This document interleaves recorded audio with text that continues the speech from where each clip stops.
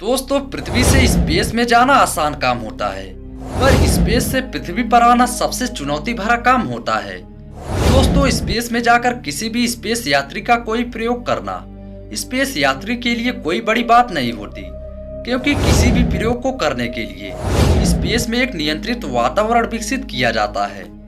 Space यात्री के लिए सबसे बड़ा चुनौती उस समय होती है जब स्पेस यात्री स्पेस से वापस पृथ्वी पर आते हैं।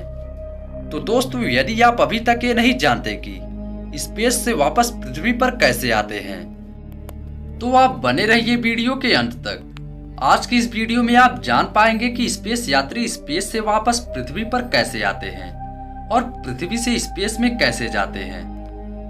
दोस्तों, अंतरिक्ष से वापस पृथ्वी पर कैसे आते हैं, ये जानने से पहले हमें ये जान लेना चाहिए कि स्पेस यात्री स्पेस में किस प्रकार जाते हैं। दोस्तों, स्पेस यात्री जिस यान से स्पेस में जाते हैं उस यान को अंतरिक्ष यान या स्पेस क्राफ्ट कहते हैं। ये स्पेस क्राफ्ट कभी भी पृथ्वी से उड़ान भरकर नहीं जाता।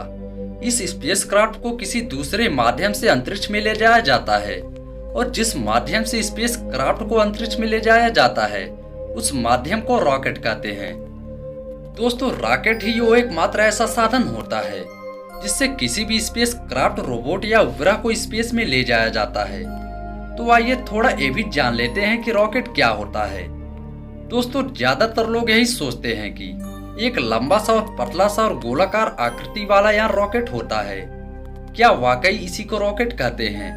तो हम आपको बता दें कि उसे रॉकेट नहीं कहते। दोस्तों, रॉकेट एक तरीके का इंजन होता है जिसका मुख्य काम होता है पेलोड को अंतरिक्ष में ले जाना। रॉकेट के इस इंजन को मेन इंजन भी कहते हैं।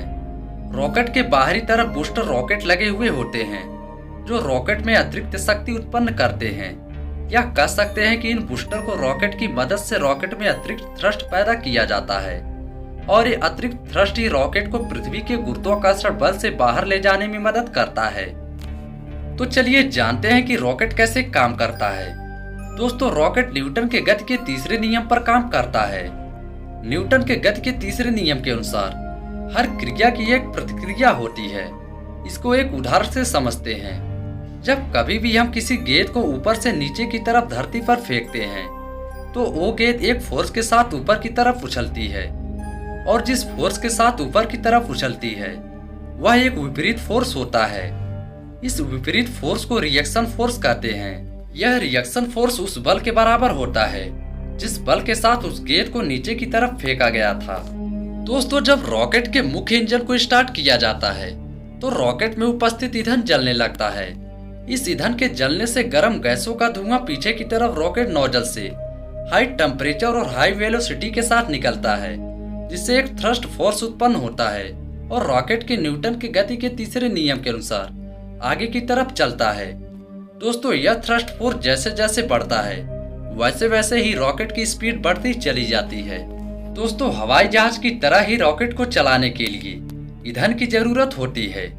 रॉकेट और हवाई जहाज में इतना ही अंतर होता है कि रॉकेट को चलाने के लिए इसके साथ ऑक्सीजन सिलेंडर इसके अंदर ही होते हैं, बाहरी ऑक्सीजन की जरूरत नहीं होती है। जबकि हवाई जहाज में ऐसा नहीं होता है, इसको चलाने के लिए बाहरी ऑक्सीजन की जरूरत होती है और इसका अपना कोई ऑक्सीजन सिलेंडर नहीं होता है। दोस्तों, जब रॉकेट में ईंधन को जलाया जाता है तो ईंधन के जलने पर रॉकेट में गर्म जैसा धुआं बनता है, और जैसे ही धुआं रॉकेट की बनावट के कारण नीचे की तरफ स्पीड के साथ बाहर निकलता है तो न्यूटन की गति के तीसरे नियम के अनुसार एक क्रिया की प्रतिक्रिया होती है। इस नियम के अनुसार जितनी स्पीड से रॉकेट से धुआं पीछे की तरफ निकलता है उतना ही ज्यादा थ्रस्ट फोर्स क्रिएट होता है और रॉकेट उतनी ही तेजी से आगे बढ़ता है। दोस्तों, रॉकेट के चारों तरफ स्पीड बूस्टर लगे हुए होते हैं जो रॉकेट की एफिशिएंसी को बढ़ाते हैं। जेट इंजन हवा से ऑक्सीजन लेकर काम करता है, जबकि रॉकेट इंजन के लिए ऐसा जरूरी नहीं होता। वह अपने साथ ऑक्सीजन लेकर चलता है। जब रॉकेट में ईंधन को जलाया जाता है तो ये ईंधन गर्म गैसों में बदल जाता है और इंजन इन गर्म गैसों को पीछे की तरफ छोड़ता है। दोस्तों, रॉकेट में मुख्य रूप से दो इंजन का उपयोग होता है, लिक्विड या सॉलिड फ्यूल, लेकिन ज्यादातर लिक्विड फ्यूल का उपयोग किया जाता है और रॉकेट में लिक्विड फ्यूल के रूप में हाइड्रोजन या ऑक्सीजन का उपयोग किया जाता है। दोस्तों, स्पीड बूस्टर को प्रो बूस्टर रॉकेट भी कहते हैं, यह बूस्टर रॉकेट को पृथ्वी की कक्ष से बाहर निकालने में मदद करते हैं। यह कह सकते हैं कि रॉकेट को पृथ्वी के गुरुत्वाकर्षण क्षेत्र से बाहर निकालने के लिए एक्स्ट्रा फोर्स देते हैं।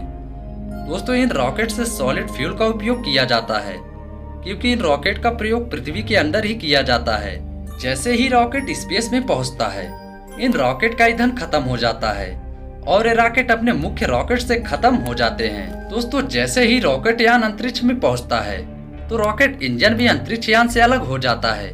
अब स्पेस क्राफ्ट में एस्ट्रोनॉट्स के ऊपर सारी जिम्मेदारी आ जाती है, क्योंकि अब तक तो रॉकेट को पृथ्वी पर बैठे वैज्ञानिक नियंत्रण कर रहे थे, लेकिन जैसे ही स्पेस क्राफ्ट अलग होता है, तो अब उसकी नेविगेशन एस्ट्रोनॉट्स के हाथ में आ जाती है। स्पेस क्राफ्ट को भी हवाई जहाज की तरह ही कंट्रोल किया जाता है। हवाई जहाज की तरह ही स्पेस क्राफ्ट में भी सारा कंट्रोल सिस्टम स्पेस क्राफ्ट के आगे की तरफ होता है। जब इन एस्ट्रोनॉट्स का अंतरिक्ष में मिशन पूरा हो जाता है, तो वापस पृथ्वी पर आते हैं। स्पेस यात्री स्पेस से वापस पृथ्वी पर कैसे आते हैं, आइए जानते हैं। दोस्तों, यदि आप सोचते हैं कि जैसे स्पेस यात्री पृथ्वी से स्पेस में जाते हैं, वैसे ही स्पेस से वापस पृथ्वी पर भी आ जाते हैं, लेकिन हम आपको बता दें कि जब स्पेस यात्री स्पेस में जाते हैं, तो वो रॉकेट से पृथ्वी की ग्रेविटेशन फोर्स से बाहर निकलते हैं और स्पेस में जाकर ये रॉकेट स्पेस क्राफ्ट से अलग हो जाते हैं और वापस पृथ्वी पर ही गिर जाते हैं। लेकिन वापस आते समय एस्ट्रोनॉट्स के पास तो कोई रॉकेट नहीं होता, तो अंतरिक्ष यात्री वापस पृथ्वी पर कैसे आते हैं? दोस्तों, पृथ्वी पर वापस आने के लिए अंतरिक्ष यान धीरे धीरे पृथ्वी के चारों तरफ चक्कर लगाते हैं। पृथ्वी के वातावरण में प्रवेश करते समय स्पेस क्राफ्ट को तेज और गर्म हवा का सामना करना पड़ता है। ये हवा इतनी गर्म होती है कि अंतरिक्ष यान उनके घर्षण के कारण जलकर राख भी हो सकते हैं। इससे बचने के लिए स्पेस क्राफ्ट के ऊपर एक विशेष हीट रेजिस्टेंस चादर लगी होती है। अब यदि किसी कारण से यह चादर टूट जाए, तो इस अंतरिक्ष यान का वापस पृथ्वी पर आना शायद मुश्किल होगा। तो शायद आपको ये पता न हो, लेकिन हम आपको बता दें कि कल्पना चावला जो अंतरिक्ष में जाने वाली पहली भारतीय महिला थी, जब उनका अंतरिक्ष यान पृथ्वी पर आ रहा था, तो उनके साथ एक हादसा हुआ, जिस कारण कल्पना चावला उनके साथ बैठा अंतरिक्ष यात्री की मौत हो गई। वैसे तो नासा ये कभी नहीं बताता कि किस कारण से उस दिन अंतरिक्ष यान में बैठे आंतरिक यात्री की मौत हो गई, लेकिन एक रिपोर्ट के मुताबिक कल्पना चावला की मौत का मुख्य कारण उनके अंतरिक्ष यान के इंजन में खराबी आना था, जिस कारण उनके यान में होल हो चुका था। और ये होल उस समय हुआ था जब वो पृथ्वी से अंतरिक्ष में जा रही थी, और नासा को भी ये सब मालूम था।